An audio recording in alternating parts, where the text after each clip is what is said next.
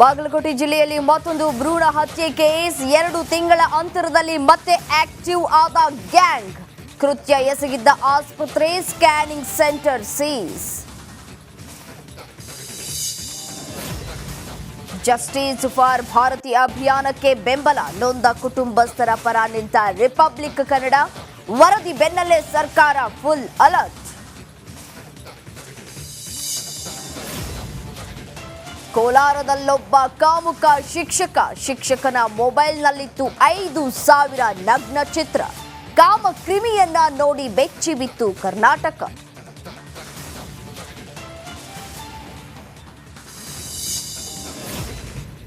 Devil ಗ್ಯಾಂಗ್ಗೆ Pattanagere shed ಮಣ್ಣು ಸಂಕಷ್ಟ.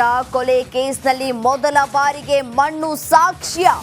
6ಕ್ಕೂ ಹೆಚ್ಚು ಅಂಶಗಳ ಬಗ್ಗೆ ವೈದ್ಯಕೀಯ ವರದಿ ಸಿದ್ಧ.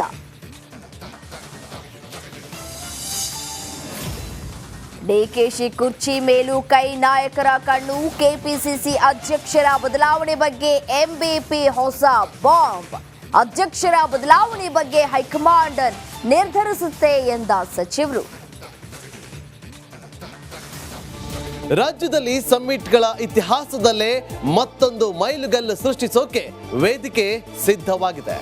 ರಿಪಬ್ಲಿಕ್ ಕನ್ನಡ ಮಹಾಸಂಗಮ. ಇದು ಕನಸಿನ ಕರ್ನಾಟಕಕ್ಕಾಗಿ ದಿಗ್ಗಜರ ಸಮಾಗಮ ಅತಿ ಶೀಘ್ರದಲ್ಲಿ.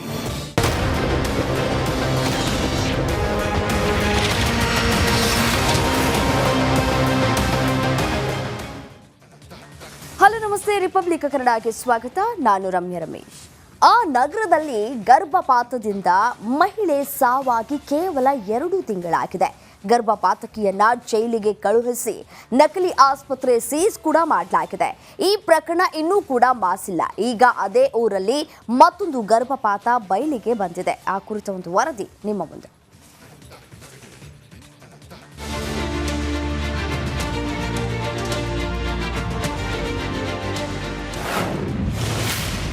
ಎರಡು ತಿಂಗಳ ಅಂತರದಲ್ಲೇ ಮತ್ತೊಂದು ಭ್ರೂಣ ಹತ್ಯೆ ಕೇಸ್. ಕೃತ್ಯ ಎಸಗಿದ್ದ ಆಸ್ಪತ್ರೆ ಸ್ಕ್ಯಾನಿಂಗ್ ಸೆಂಟರ್ ಸೀಸ್.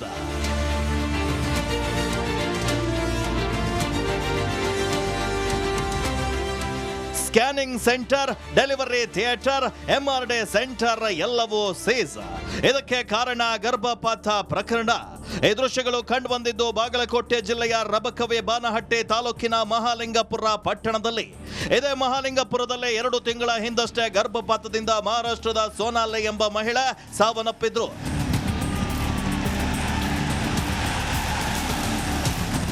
ಕವಿತಾ ಬಾಡನವಾರ ಹಾಗೂ ಕೃತ್ಯದಲ್ಲಿ ಭಾಗಿಯಾಗಿರುವ 5 ಜೈಲು ಸೇರಿದ್ದಾರೆ.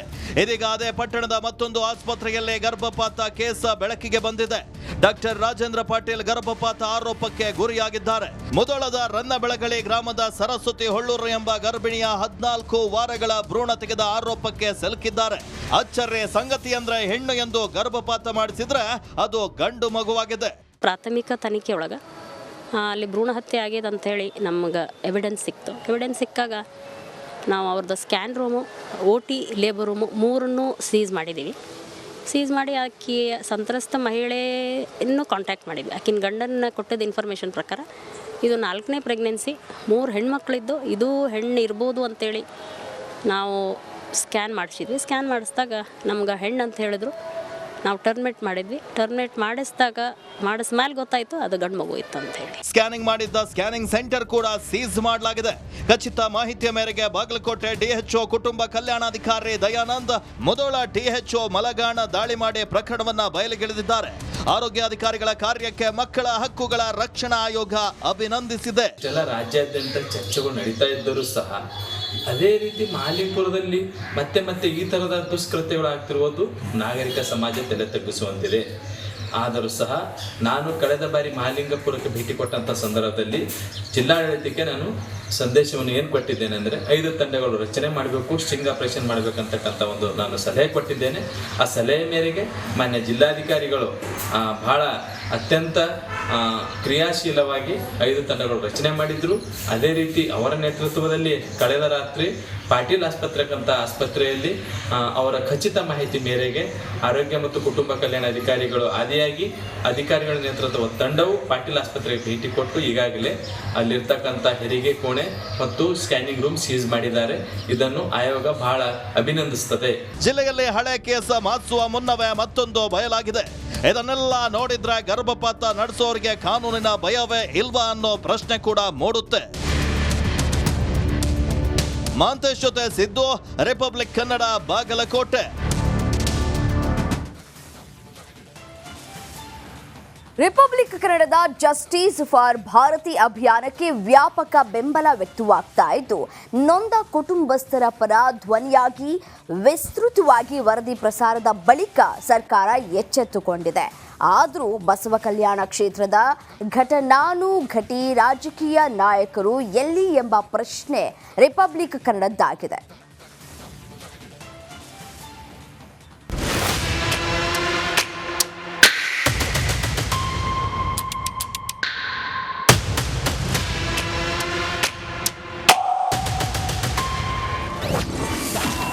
ಜಸ್ಟಿಸ್ ಫಾರ್ ಭಾರತೀಯ ಅಭಿಯಾನಕ್ಕೆ ಬೆಂಬಲ.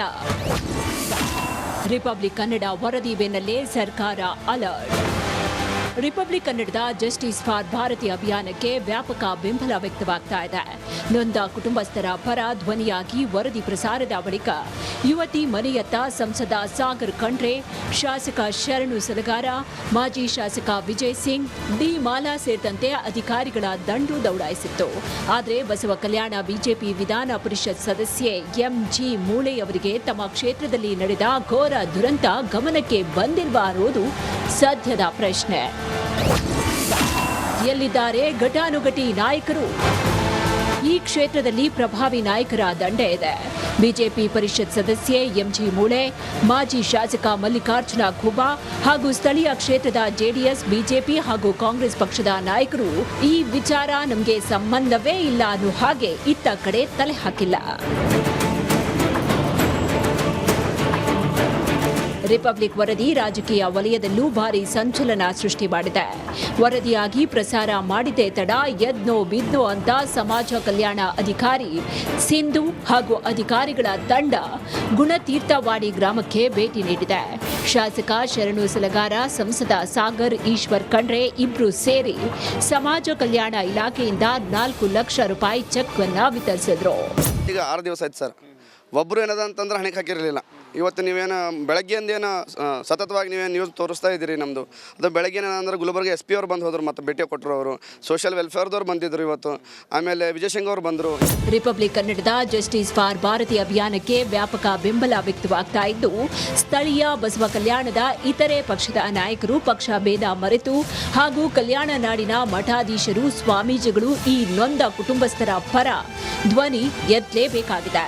ಆ ಪಾಪಿಗಳಿಗೆ ಕಠಿಣ ಶಿಕ್ಷೆ ಆಗೋವರೆಗೂ ನಿಮ್ಮ ರಿಪಬ್ಲಿಕ್ ಕನ್ನಡ ಮಾತ್ರ ಬಿಡಲ್ಲ. ಮಲ್ಲಿಕಾರ್ಜುನ ಮರಕಲೆ, ರಿಪಬ್ಲಿಕ್ ಕನ್ನಡ, ಬೀದರ್.